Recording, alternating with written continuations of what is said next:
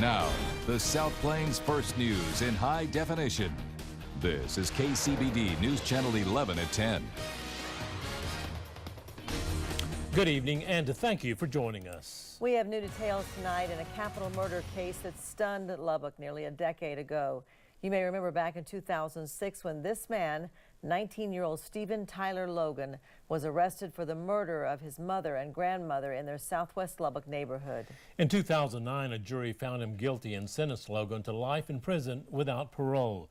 Tonight, in an exclusive interview from behind prison walls, KCBD News Channel 11's Shaley asked Logan about the details he has never revealed until now, including who he claims really murdered his family. In the quiet town of New Boston, set back among lush acres of green grass and oak trees, you'll find the Barry Telford unit and Stephen Tyler Logan. Now 28 years old, he has spent close to 10 years behind bars. It's where he will spend the rest of his life. Yeah, there's a lesson.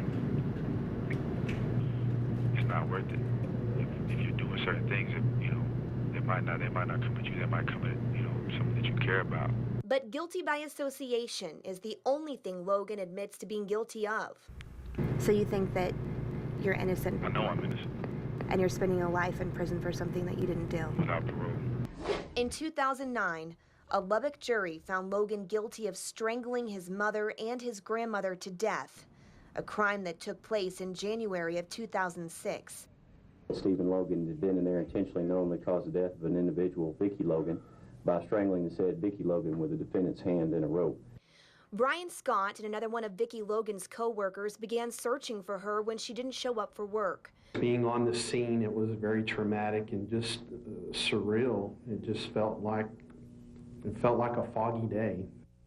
Bob Hudnall met Vicki Logan when she was Vicki Turner back in the 1970s.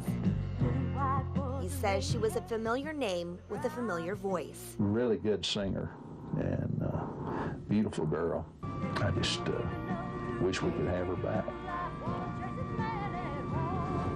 Do you have anything you want to say, sir? So if you could go back and take the stand today, you would, no doubt. No doubt. What would you say? Just tell them the truth. What is the truth? That, I didn't do it. So who do you think is responsible for your mother and your grandmother's deaths? I really don't know. If I had that, if I knew them answers, then I probably wouldn't be sitting here right now. Do you think the people that supposedly did this were really after you or trying to take revenge? So you think if you were home, that would have been you? Would have been laying there too. When you have that story that's set up like this, that this was just a burglary gone bad, or this was a dope deal gone bad, or they're paying him back, or whatever his story is today, you just don't see the type of hate, the type of injuries, the type of murders that took place here. This was someone that had a lot of anger stored up, a personal vendetta about the people that he killed. And that was absolutely Tyler Logan. Lubbock County District Attorney Matt Powell says he has prosecuted nearly 100 murder cases. And he says while they all stand out in varying degrees, this one is a little bit different.